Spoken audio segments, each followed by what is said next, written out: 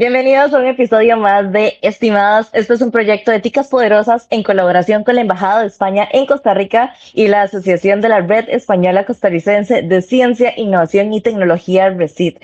Nuestro propósito por acá es inspirar a las niñas, mujeres y jóvenes a que puedan tener mucho más interés en la ciencia, la tecnología, todo el ámbito del STEM. Y hoy tengo una gran invitada, tengo a Elia Ibars, estudiante de doctorado en neurociencias, especialización en el papel del ADN mitocondrial en la neurodegeneración, formada en biotecnología. Vamos a conocer todo lo de Elia en este podcast, así que bueno, primero muchísimas gracias por estar con nosotras. ¿Cómo estás? Muchas gracias. Pues nada, bien, encantada de poder estar aquí y de participar, que siempre es agradable pues participar en este tipo de proyectos.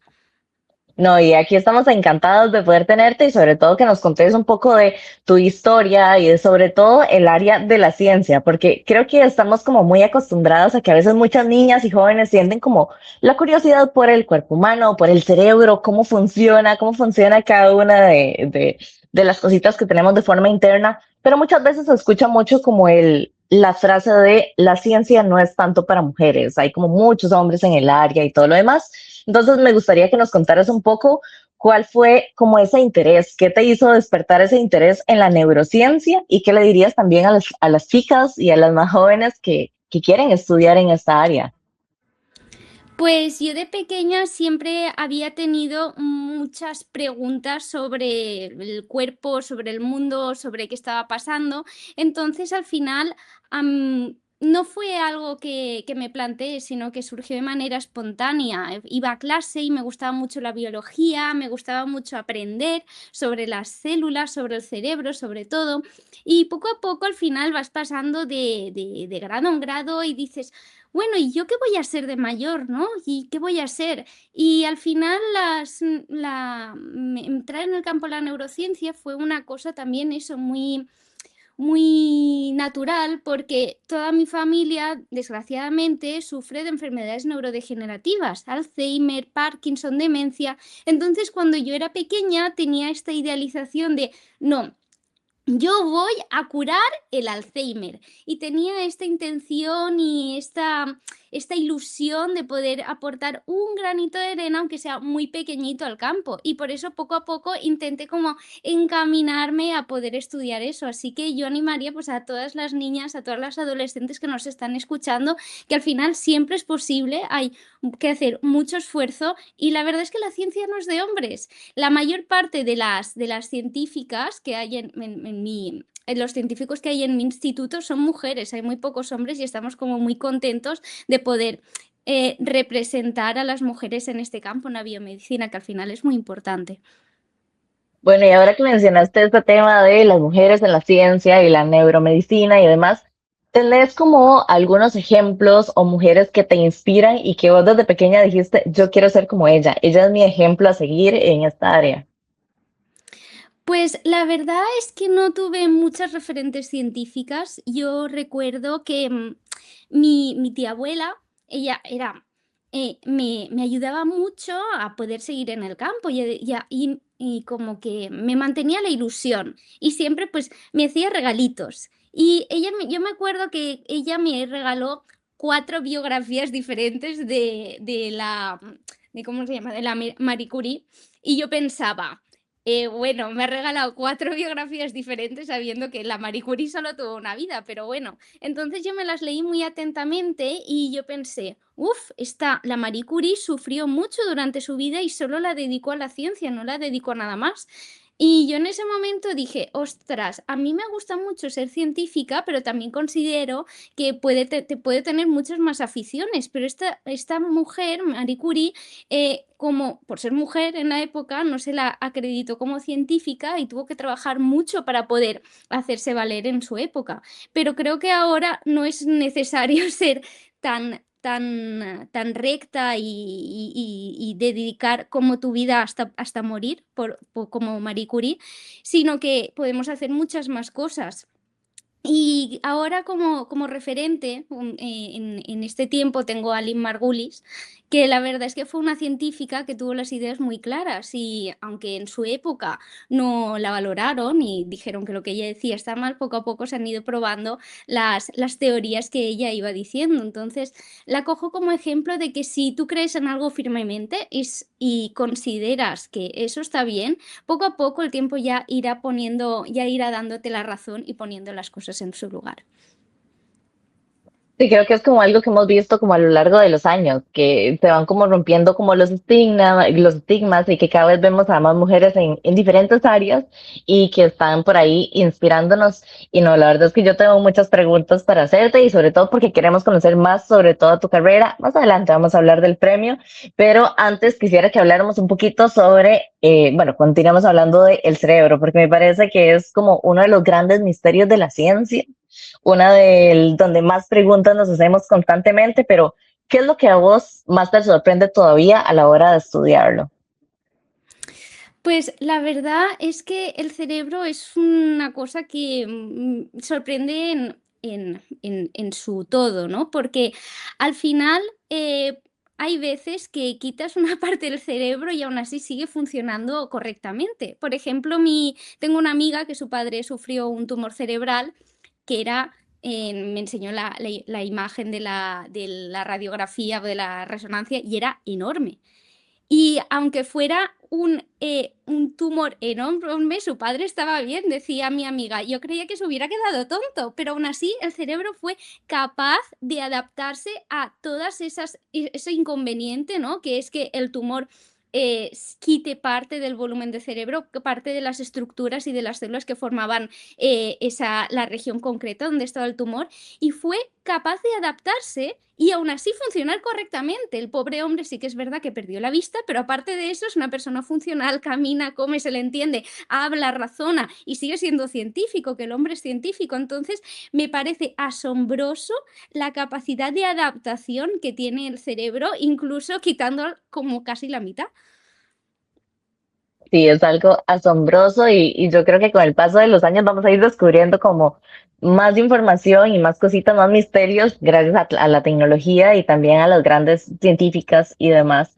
Bueno, hablando un poquito de todo, la neurociencia es un área que combina muchas de las áreas del STEM. Tenemos biología, tecnología, matemática, informática.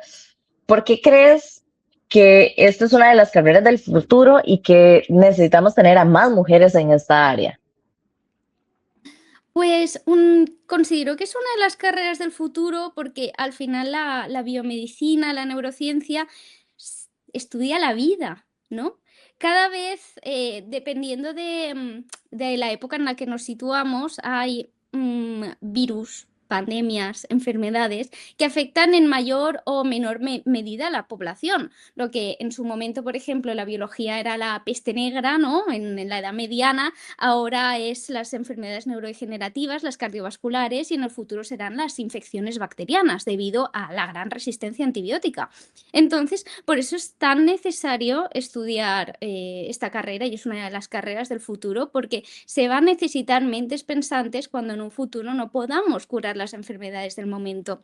Y considero que, bueno, es esencial que haya mujeres porque aparte de ser el 50% de la población, somos absolutamente válidas para poder realizar cualquier tipo de trabajo. Quiero decir, no hay ninguna diferencia y además supongo que cada vez hay muchas más mujeres estudiando este campo, por tanto es esencial que participen en estos descubrimientos y que no se las discrimine por el género, ni por orientación sexual, ni por sexo, ni por nada. Es esencial que todos participemos en investigar, ¿no? Y en curar enfermedades o en cualquier otra de estas áreas STEM de la que me has hablado, de informática, sobre todo estas carreras que están más asociadas a los números, a las letras, donde la cantidad de mujeres es mucho menor que a lo mejor en las ciencias de la vida, es absolutamente esencial que sigamos fomentando este tipo de profesiones y que les demos ejemplo a las niñas de que pueden continuar en ellas pese a que no haya tanta representación.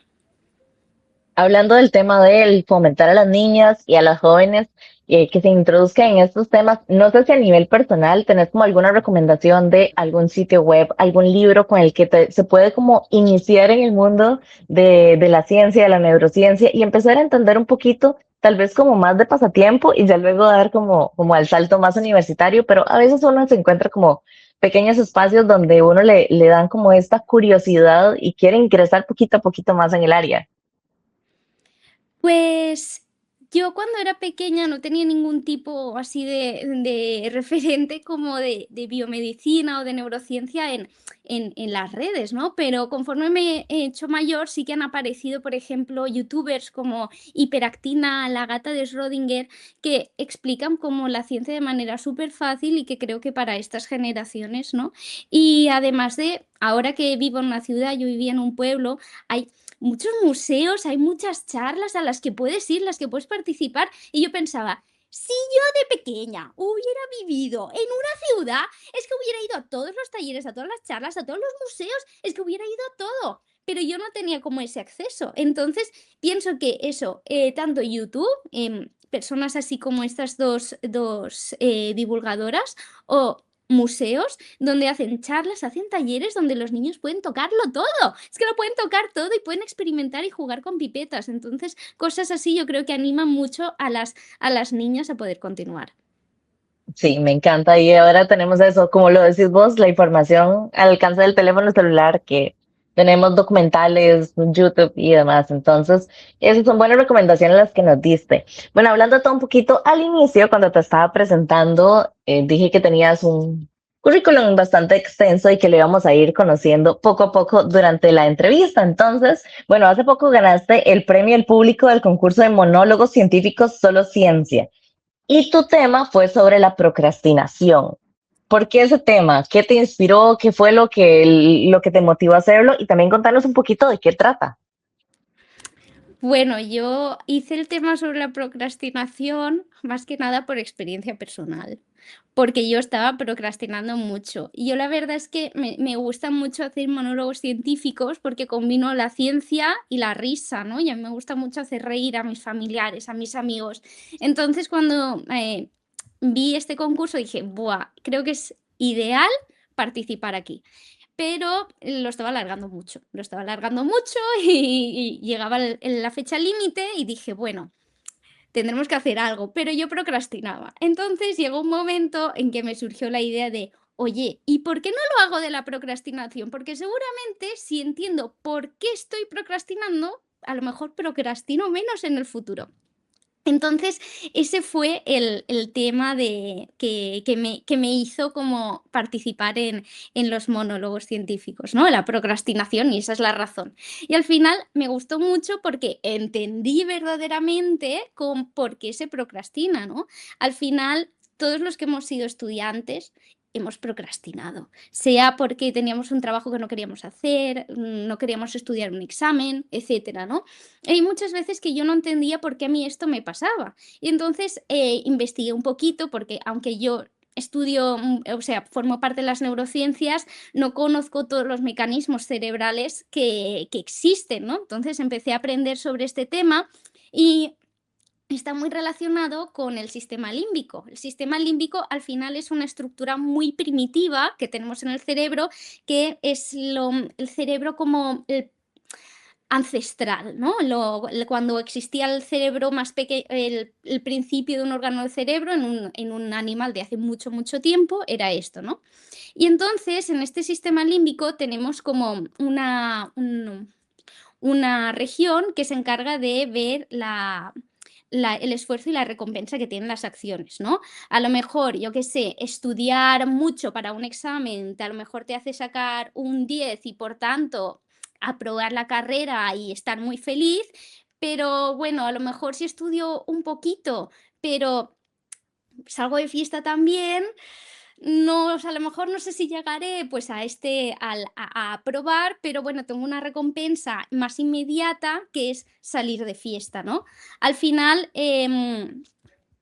la procrastinación es algo natural en nosotros porque si nos remontamos a hace mucho tiempo, ¿no? Un animal era preferible que a lo mejor se comiera una fruta que está un poquito más verde, ¿no? En vez de ahora, en vez de esperarse 2 días y esperar a que madurara esa fruta, ¿no? Porque a lo mejor esa fruta la cogía otro individuo, otro animal, o directamente tú ya te había comido un depredador y ya no podías disfrutar de esa fruta. Entonces nuestro cerebro está creado para que nosotros comamos, o sea, disfrutemos de algo con el que hemos conseguido con un menor esfuerzo, ¿no? ¿Qué pasa? Que ahora este esfuerzo recompensa ya no se aplica a una fruta, se aplica a un examen, a ahorrar dinero para comprar una hipoteca, etc. Además, juega un papel también muy importante, esto que hemos dicho, este sistema límbico, la amígdala, porque la amígdala lo que hace es producirnos sentimientos asociados a ciertos actos. Por ejemplo, si nosotros veíamos un león de cara, a lo mejor nuestra amígdala nos decía, oye, ten miedo de este león, porque este león te puede comer. Y entonces tú lo que haces es irte por patas y abandonar este león porque si no te puedes morir. Ahora el león es un examen. ¿Y qué pasa? Que si tenemos miedo de este examen, tenemos miedo de suspender, a lo mejor no estudiamos para el examen, nos quedamos, no estudiamos porque tenemos miedo y miramos TikTok. Y entonces esto entra como en un círculo vicioso en el que dejamos de hacer algo, posponemos algo porque nos da miedo, nos da respeto, nos da aburrimiento. Y esto al final es un poquito la procrastinación, que dejamos algo para después porque nos produce algún sentimiento adverso al respecto. Esto combinado con este esfuerzo recompensa es lo que nos produce esta procrastinación y que hagamos que dejemos muchas cosas para después en vez de para ahora. Creo que eso también es como el sentimiento que a veces da, como cuando uno deja las cosas para el último minuto, que sé que mañana tengo que entregar un trabajo universitario y lo hago el día anterior en la noche y que también siente uno como esa pequeña como adrenalina del momento y es como ese pequeño hiperfoco. Me imagino que también son parte como de las cosas que se van ahí analizando dentro de la neurociencia y que claramente, bueno, vos nos estás explicando y que me imagino que el monólogo ya sí lo explicas de una forma como más extensa, ¿verdad? Bueno, sí, de hecho esta parte de la noradrenalina es muy curiosa porque cuando empecé a investigar un poco, empecé como a ponerme yo en estas situaciones de, vale, una cosa que me pasa es que, pues, conforme se va acercando la fecha de la entrega, es como que estás más activo, haces las cosas más rápido y tal. Esto es porque la amígdala, cuando está sintiendo este terror, esta ansiedad enfrente de una tarea, lo que hace es activar la producción de ciertas hormonas y neurotransmisores, entre ellos el cortisol, que es esta hormona del estrés, pero también la de la noradrenalina. Entonces, conforme vas dejando la tarea para después, tú vas produciendo noradrenalina.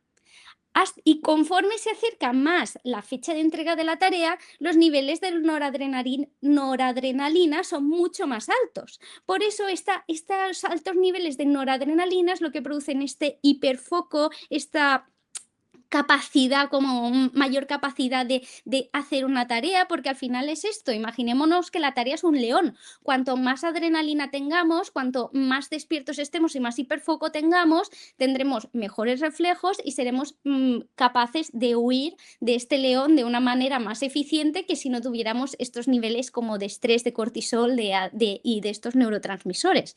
Es como muy gracioso porque en verdad ahora las tareas eran los antiguos leones, ¿no? Entonces tenemos las mismas reacciones.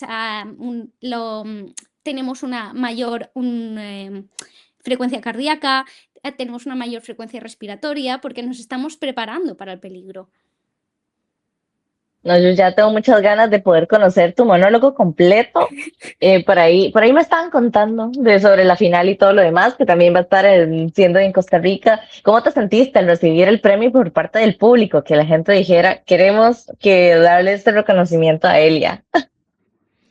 Pues la verdad es que me estuve súper contenta porque al final el premio del público es como de la gente que estuvo allí, la que me estuvo mirando en directo por YouTube, que consideró que había hecho bien. Entonces, al final es como una, como que el esfuerzo que yo puse en hacer un monólogo que se entienda, que fuera gracioso y que al final contestara preguntas que nos hacemos día a día, porque la procrastinación o en la final que hice sobre los recuerdos asociados a olores son cositas que nos pasan, entonces como que son cosas que todos nos preguntamos y que fui capaz de contestar de una forma graciosa y que entendiera la gente, ¿no? Entonces estuve muy contenta y además de poder compartirlo con mis amigos y familiares que vinieron allí y lo celebramos todos juntos.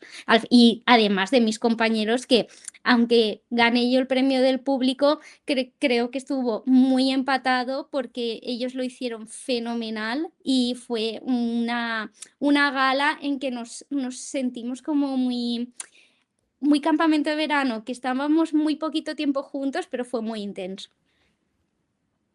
Bueno, esperamos que sea el primero de muchos monólogos ganadores y también que nos sigas ayudando a responder muchas preguntas que nos hacemos constantemente sobre lo que sucede con nuestro cerebro. Pero bueno, hablando un poquito de todo un poco, estaba pensando que a veces con la población más joven, con las niñas y con las jóvenes, ahora están muy rodeadas de todo lo que sucede en las redes sociales, que nos venden esta idea de que para todo, absolutamente todo, tenemos que ser perfectas, vernos perfectas, como que ya existe esta idea de que no podemos equivocarnos. Y creo que en la ciencia hay mucho prueba y error porque hay que investigar, hay que probar, hay que llegar como a esa parte. Entonces, creo que me gustaría que resaltaras la importancia sobre el no tener miedo a fallar y de intentarlo.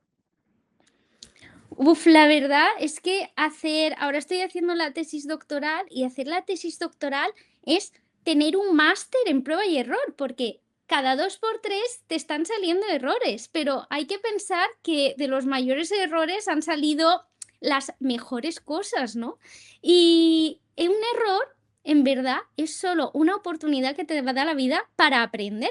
Porque en el momento en que haces un error, te acordarás siempre de que has cometido ese error y que ya no se hace así. En el laboratorio, la verdad es que cometemos muchos errores, pero muchos errores. Y al principio, cuando empecé la tesis, a mí me sabía mal. O sea, yo tenía mucha pena de cometer errores porque decía, bueno, si yo cometo un error no pasa nada, pero este error a lo mejor comporta un gasto de 1.000 euros en reactivos, en cosas que uso yo en el laboratorio. Entonces tenía mucha pena, pero al cabo de la experiencia de decir, bueno, he cometido este error, no pasa nada, está bien, este error me ha ayudado a aprender y a saber que esto en un futuro no lo debo hacer y debo hacerlo diferente. Si no hubiera cometido el error, seguramente más adelante me hubiera surgido el mismo error y también hubiera tenido que hacerlo así. Pero es eso, yo lo veo como una oportunidad para aprender. Sí que es verdad que al principio dices, es que debería haberlo hecho diferente, pero después al final es eso, gracias a eso puedo seguir avanzando.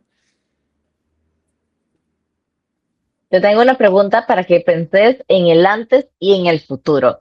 Si tuvieras a Elia a los 10 años, o sea, cuando tenías 10 años, ¿qué le hubieras dicho? ¿Qué le dirías y qué le dirías a la Elia en 10 años?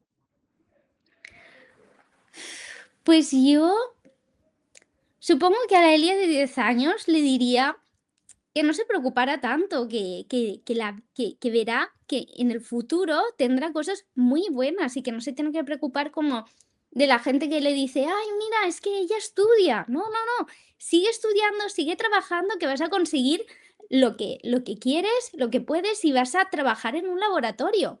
Y a la Elia del futuro, no sé qué le diría porque a la Elia del futuro no la conozco, solo conozco la del pasado.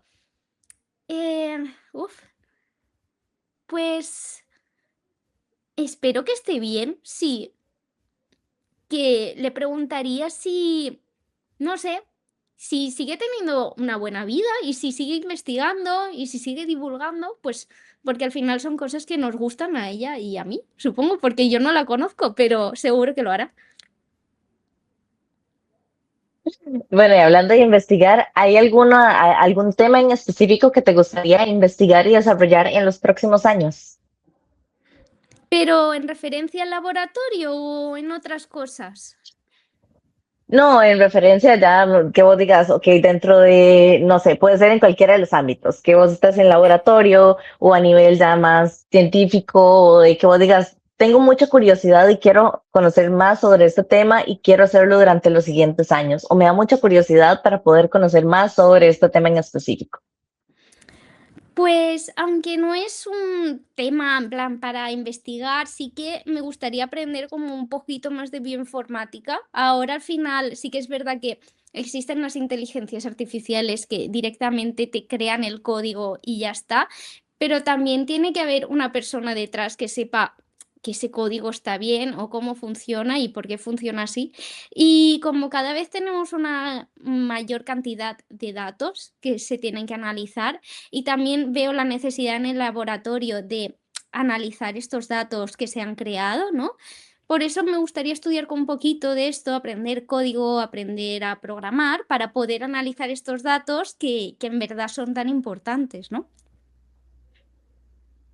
Sí, eso es algo muy importante y sí me gustaría como que lo recalcáramos, porque a veces se habla mucho de temas de inteligencia artificial y hay muchas personas que hasta tienen miedo de decir, es que me da miedo llegar y estudiar X carrera en específico porque después puede que ya no funcione en el futuro por la inteligencia artificial, pero creo que es muy importante resaltar que siempre va a haber un humano detrás de un humano supervisando y revisando toda la información, todo lo que está sucediendo. Entonces creo que al final tenemos que ir muy de la mano con con la inteligencia artificial, con la tecnología y siempre seguir como estudiando y demás. Como en este podcast nos gusta hablar e incentivar un poco como a las niñas y a las jóvenes, me gustaría que le dieras como este mensaje motivacional a las niñas de 10, 12 años que dicen, quiero llegar a ser científica de grande. Quiero que sea como este mensaje motivacional en donde ellas lo escuchan y digan, Elia me motivó a estudiar las ciencias. Bueno, al final la ciencia es un camino súper bonito, tiene muchas partes difíciles y muchas partes fáciles, pero al final, aunque cuesta mucho trabajo, tiene una gran recompensa, que es que la ciencia puede ayudar a miles y miles de personas. Y si te gusta la ciencia, si te gusta el laboratorio, si te gusta estudiar, si te gusta descubrir el mundo, yo no lo dudaría dos veces y me metería de cabeza. Qué lindo es poder conocer el mundo, ¿verdad? E investigar todo lo que está sucediendo. ¿Qué tan difícil es, ya que mencionaste el tema de la dedicación? Son muchas horas de estudio. Normalmente vos como cuánto tiempo te dedicas a estudiar, a investigar, también para tener como todo el panorama completo. Bueno, esto depende un poquito del día, ¿no? Porque, a ver, normalmente intento como hacer mi jornada de 8 horas, ¿no? En plan, llego a las 9 de la mañana, me salgo allá a las 6, 6 y media, porque también quiero tener como un buen balance entre el estudio y la vida, porque si, perdón, si solo me dedicara a estudiar, al final me quemaría mucho y no me gustaría seguir en este campo que es tan bonito, ¿no?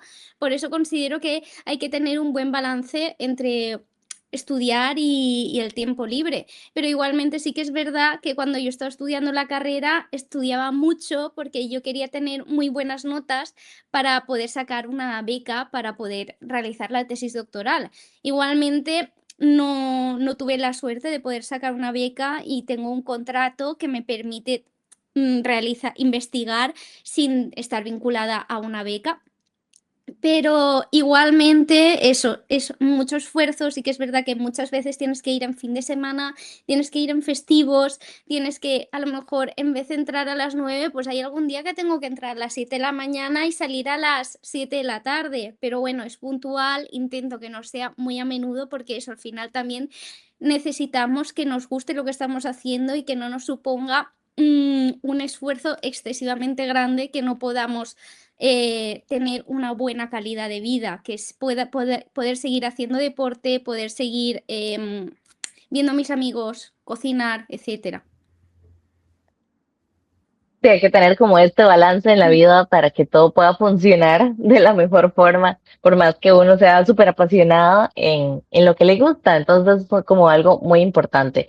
También me gustaría que diéramos el mensaje de recalcar la importancia de espacios como este, en donde podemos escuchar y conocer a diferentes mujeres que están haciendo cosas grandiosas en el mundo en diferentes áreas y sobre todo que vos también invites a más personas a que nos puedan acompañar, a que puedan escuchar y también si alguien está viendo por acá este podcast y tiene una historia bonita que contarnos en el mundo de la ciencia, la tecnología y demás, también forme parte, pero sí me gustaría como eso, que vos nos des como la importancia del por qué las mujeres deberían contar más de cada uno de sus logros y de lo que han hecho en diferentes espacios. Bueno, al final es que programas como este, en que se da importancia a las mujeres en este campo, son esenciales porque las mujeres hemos estado invisibilizadas durante una gran parte de la historia, la mayor parte de la historia. Entonces, ahora dar relevancia a las mujeres en la biomedicina, en la ciencia, en la informática, es mm, eso, esencial, porque muchas veces todos estos descubrimientos hechos por mujeres mm, se ven tapados por hombres, aunque lo hayan hecho ellas. Entonces, además, por ejemplo, en ciencia, muchas veces hay una mayor cantidad de mujeres que están en las etapas más iniciales de la ciencia, haciendo doctorados, haciendo postdocs, pero después cuando llegan a los sitios de poder, el porcentaje de mujeres baja drásticamente. A lo mejor pasando de un 60 que era al principio frente a un 40 de hombres, pasamos a un 30 de mujeres frente a un 70 de hombres.